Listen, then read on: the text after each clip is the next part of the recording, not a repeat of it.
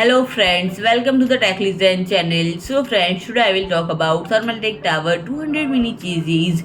So friends, Thermaltake has announced the Tower 200 mini chassis, an exclusive mini ITX case that can accommodate a 4090 graphics card and 280 EIU radiator, and as a compact chassis, the Tower 200 not only has the advancement of saving space but also without sacrificing high-end hardware support to maintain its panoramic view and thermal performance. The Tower 200 keeps its front easy panel and changes both left and right sides of the perforated panels, whilst featuring two 140 CT 140 fans for better cooling performance. And friend, the Tower 200 is a mighty mini ITX case that meets your needs in appearance and performance. And friend, the cold air intakes from the left, right, and bottom side, as well as the hot air exhaust at the top side and rear side, keep the internal temperature low at all times.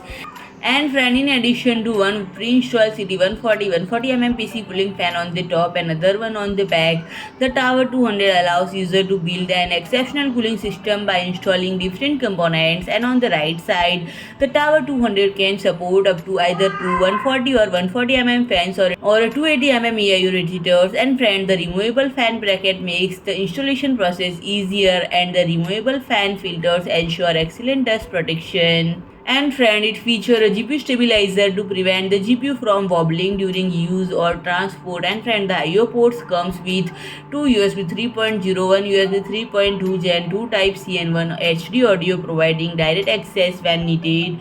And on the top of the day, if you want to upgrade the visual effect of the Tower 200, there is 3.9-inch TFT LCD panel kit that is sold separately, and the LCD can display components, real-time information, time mode, weather mode, even can upload any image or GIFs by using the TTRGB Plus 2.0 software.